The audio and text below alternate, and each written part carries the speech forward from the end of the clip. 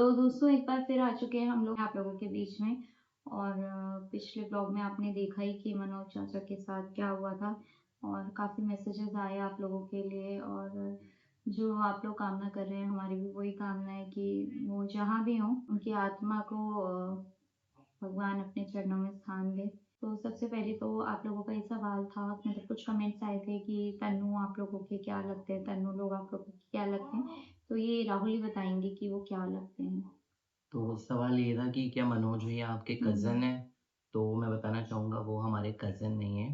जिस घर में अभी हम रहते हैं वहाँ हम 96 में शिफ्ट हुए थे और तन्नू लोग 97 में उस एरिया में आए थे। तो बस वहीं से हमारी जान-पहचान बनी थी। तो जब जान-पहचान बन गई थी तो वो 2000 से लेके ईयर 2000 से लेके 2007 तक हमारे घर पे रेंट पे रहे थे। तो 7 साल वो हमारे किराए पे रहे थे बस, तो वो बॉन्ड इतना अच्छा बन गया किराए पे रहते-रहते क्योंकि एक पहाड़ी ही थे जगह वो के भी, थे, हाँ। उत्तराखंडी थे, पहाड़ी थे, तो बॉन्ड ऐसा बना कि वो बिल्कुल तब से ही घर जैसा हो गया। हमारे घर हुँ। में कुछ होता था तो और हम उल्टे ऊपर-नीचे ही शेयर रहते थे, इनका जो रूम था रेंट पे जिस पे वो रहते थे, ऊपर रहते थे।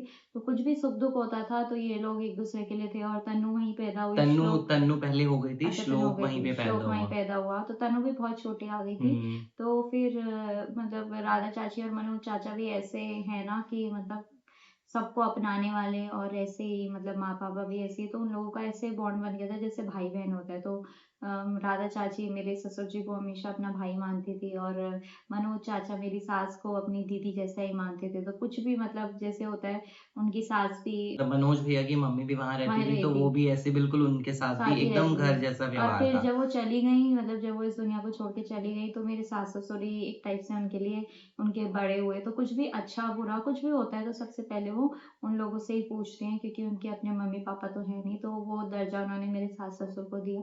और वैसे ही उन्होंने मेरे सास-ससुर ने भी अपने बच्चों की तरह ही रखा उनको। जैसे भाई-बहन बोलो आप चाहे बच्चे बोलो तो काफ़ी मतलब वो सिर्फ़ कहने वाले, बोलने वाले बॉन्ड भाई-बहन वो भाई-भाभी नहीं थे, हुँ। हम उन्हें मतलब अच्छे दिल से से ही मानते दिल थे। से मानते थे। रिलेटिव्स भी जितने हैं ना तो सब एक-दूसरे को जानते हैं। जैसे हमारी पूरी मेरी ससुराल की पूरी फैमिली को पता है कि तन्नू और कौन है और हर जगह उनको इनवाइट किया जाता है और वैसे ही तन्नू औरों की फैमिली भी है। तन्नू औरों के घर में भी कोई भी कहीं भी कुछ भी होता है तो हम पूरी फैमिली इनवाइटेड होते हैं। तो ऐसे हमें लगा ही नहीं कभी कि हम कोई जान-पहचान वाले लोग हैं। हमेशा हमें ऐसे ही लगा कि ये हमारे फैमिली मेंबर ही हैं कि जैसे हम लोग इनके जैसे कि मनोज चाचा मैं तो चाचा बोलती हूँ, मैं चाचा इसलिए बोलती हूँ, मैं भी रुचि दीदी भी क्योंकि रुचि दीदी का गाँव और उनका ऊपर-नीचे है, तो वो तो इसलिए बोलती हूँ और मैं भी इसीलिए बोलती हूँ क्योंकि वो हमारी साइड के ही हैं, मतलब हमारा और उनका गाँव, मेरे मायके का गाँव, उनका गाँव हार्डली 7-8 किलोमीटर्स है। प्लस जो राधा चाची की मम्मी थी, राधा चाची की जो मम्मी थी, वो मेरे दादाजी की बहन लगती थी, ननिहाल से।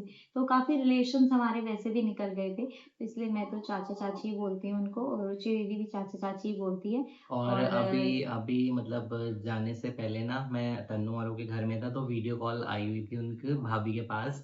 तो मैं वहाँ आया था तो भैया वीडियो कॉल पे भाभी से पूछ रहे थे कि अरे ये भी आया क्या? छोटू भी आया क्या? हुँ, दिव्या और छोटू। भाभी ने कहा अरे नहीं, नहीं वो तो 24 तारीख को आएँगे वापस, हुँ। 24-25 को, उससे पहले तो आप आ रहे हो अभी, तब बुलाएँगे। वो कह रहे अच्छा हाँ, इनको भी बुलाना था। मतलब उनको ऐसा था ना कि बुलाएँगे छोटे बुलाएँगे, के वो, घर इनवाइट कुछ करेंगे इनवाइट करेंगे खाने ऐसे पे, खाने-पीने हाँ। कुछ भी जैसे मतलब मिलेंगे उससे हुँ। और उससे 2-3 दिन पहले दिव्या मेरे को को कॉल वीडियो करा। कॉल करा था, मेरे को वीडियो कॉल करके बोल रही कि बहुत दिन हो गया मैंने इसको देखा नहीं, ज़रा दिखा। तो उस दिन तो ये सो रहा था, फिर थोड़ी देर बाद फिर 1 दिन और 2 बार आया शायद उनका हुँ। और फिर ये उठा हुआ था, फिर इतना खुश हो रहे हैं इसको देख के, अरे! ये तो बहुत तेज़ है, और ये फिर तो मेरे को कॉल करा, कह रहा भाई तेरा बेटा तुझसे भी तेज है, तू हमसे पंगे लेता था ना तो तेरी खटिया खड़ी करेगा वो, तो देख इतना शैतान हो रखा अभी 2 महीने 3 महीने में।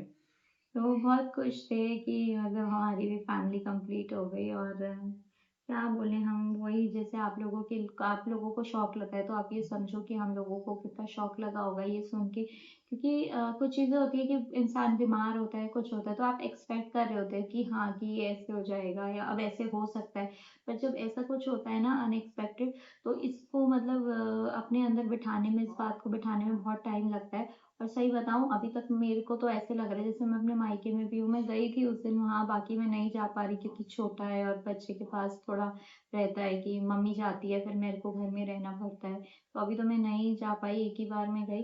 पर मुझे ऐसे लग ही नहीं रहा कि चाचा भी गए हैं, मुझे ऐसा लग रहा है कि हाँ, अपने ऑफ़िस गए होंगे, या मेरे को वो याद आ रहा है वो हम उनके घर जाते थे, वो नीचे बैठे रहते थे अपने रूम में, मतलब उनको टीवी देखने का, न्यूज़ देखने का बहुत शौक था और मतलब कट्टर बीजेपी वाले थे वो। और किसी ने अगर बीजेपी के खिलाफ कुछ बोल दिया या मोदी के खिलाफ बोल दिया तो लड़ने वो लग लड़ने जाए। लग जाते थे। वो कह रहे मैं तो मेट्रो में भी इतना लड़ता हूँ ना, अगर कोई बोल देता है कि मोदी गंदा है या कुछ भी ऐसे, तो इतना हँसाते थे, इतना हँसाते थे। हम कभी जाएँगे, हम ही मुझे रुचि दीदी को इतना छेड़ते थे, मुझे तो इतना छेड़ते थे, ऐसे कर दिया, चुटी मार दी, थप्पड़ मार दिया, ये कर दिया, हाथ मोड़ देते थे। मैं बोला चाचा क्या कर रहे हो मेरे घर साथ? आते थे, ए चल यहाँ के बैठ गई हाँ, है, चल चाय चल बना, चाय चाय बना बना। मेरे लिए, तेरे को चाय बना। सिखाया नहीं कुछ चाय हैं बनाते? सिखाई नहीं तेरे को, हाँ, ये सीखी है? फिर हाँ। मम्मी बोलती थी कि तुम्हारी ही तो बेटी है ये, हैं? फिर उनको याद आ जा रही है मेरे, अरे अरे नहीं, यार नहीं इसको तो आता सब है, सीखा सब है, सब सीख के आता है, गया है, इनको तो सब आता है, सीख वो आता है, के। तुम्हारी हमारी बेटी है। तो बहुत अच्छे थे वो, बहुत अच्छे थे। अब थे बोलने में भी इतना अजीब-सा लग रहा है ना, क्या ही बोले, मतलब हम तो इसको एक्सेप्ट ही नहीं कर पा रहे इस फैक्ट को कि वो हमारे बीच नहीं है। मुझे तो अभी तक उनकी वही, मैं बोल रही हूँ ना, वही फेस याद आ रहा है, बनियान पहन के, निक्कर पहन के बैठे रहते थे नीचे, चाय पीते रहते थे, चाय के इतने शौकीन थे वो। और जब भी जाओ तो हम जैसे ऊपर आ जाते थे तो वो अपना नीचे ही बैठे रहते थे, और राहुल हो गए और ऐसे पत्ते टाइम पास करते रहते थे, ताश वाश के इतने शौकीन थे कि चलो खेलते हैं खेलते हैं ऐसे करके।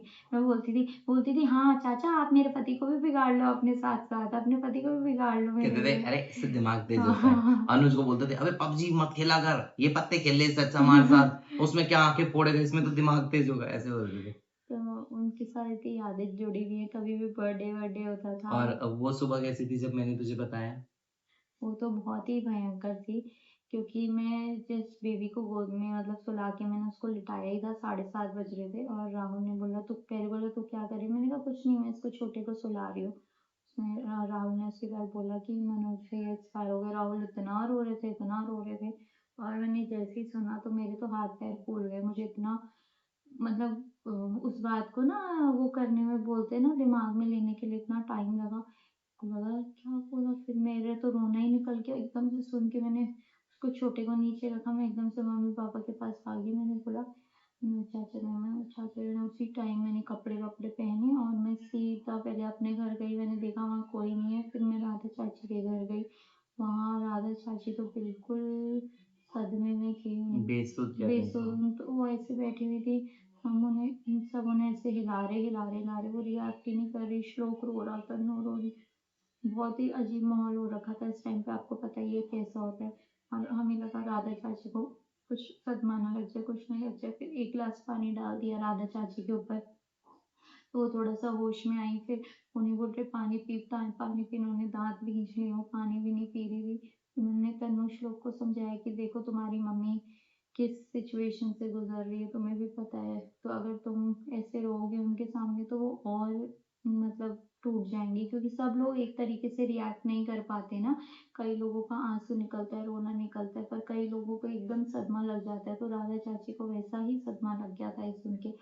तनु भी बेचारी बहुत रो रही थी, श्लोक भी इतना रो रहा था, दीदी मेरे पापा को वापस लाओ, मैं अपने पापा के बिना नहीं रह सकता, मुझे 6 बजे के बाद रोज पापा को देखने की आदत है नीचे, मैं कैसे कैसे रहूँगा उनके बिना। अभी तो मैंने लाइफ में कुछ किया भी नहीं है, अब तो मैंने उनको दिखाना था कुछ करके। मतलब इतनी चुभ रही थी ना ये बात है कि बच्चे क्या क्या सोचते हैं, अपने पेरेंट्स के लिए क्या क्या करेंगे। और जब मतलब किसी का भी साथ ऐसा हो जाता है तो टूट जाते हैं, क्योंकि वो लोग भी अभी छोटे हैं, कोई इतनी ज़्यादा एज के तो है नहीं कि हम बोले कि बहुत मैच्योर हो गए हैं बच्चे, बहुत समझदार हो गए हैं कि उन पे ज़िम्मेदारियाँ आ गई हैं। ऐसा भी कुछ भी नहीं हुआ है। वो सब अपने पापा के पीछे ही थे। और होता ही है ऐसे, जब बच्चे छोटे होते हैं तो तब तक शादी से पहले किसी बच्चों पे रिस्पॉन्सिबिलिटी ऐसे नहीं आती है। तो एक टाइप से ऐसा हो गया कि पूरा परिवार एक बिखर ही गए। टाइम पे बिखर गया, एकदम से बिखर गया। और बहुत मुश्किल घड़ी है ये उनके लिए, पूरी फैमिली के लिए। ये भी बताना चाहूंगा कि हम सब साथ हैं ना, तो थोड़ा सा हम लोग उनको ये है हाँ, कि संभल रहे हैं वो। आप लोग जैसे बोल रहे थे कि हाँ उनका वो साथ संभल रहे देना, हैं। और कुछ ये भी बोल रहे थे अभी उनकी अनकत है, फैमिली बताने है, की हम ज़रूरत हैं। नहीं है। तो उसके बहुत सारे चाचा लोग हैं, उनकी बुआ लोग हैं, है ना, सब ताऊ जी लोग हैं, तनु औरों की भी काफ़ी बड़ी फैमिली, सब उनके साथ हैं। और हम लोग तो हैं ही, हम लोग तो हमेशा के लिए ही हैं क्योंकि हम पास में हैं, सब अपने-अपने घर चले जाएँगे बट अल्टीमेटली हम ऐसे हैं जो उनको रोज़ देखेंगे। मैंने तो पापा को आते ही घर पे बोला, मैंने कहा पापा अब हर दिन तो नहीं जा पाओगे आप, लेकिन अब जैसे भैया नहीं है ना, भाभी अकेले हैं बच्चे के लिए, तो शाम को वैसे ही एक चक्कर ना मार आना। 3 घंटे ज़रूर। के लिए जाते थे पहले भैया के साथ, अब ऐसे 15 मिनट बैठ के आ जाना ताकि उन्हें लगे कि भाई जी आ रहे हैं, क्योंकि उनको भी आदत हो गई ना भैया के चक्कर में, पापा और रोज़ अंकल जी देखने की। जाते थे। तो मैं हुँ। उस दिन पापा को कह रहा था, मम्मी भी कह रही थी कि हाँ हाँ नहीं, अब राधा को ऐसे नहीं छोड़ना, उसको नहीं लगना चाहिए कि खाली हूँ मैं और बिल्कुल। हम उनके साथ हमेशा हैं, हम ये हम बोलना चाहेंगे।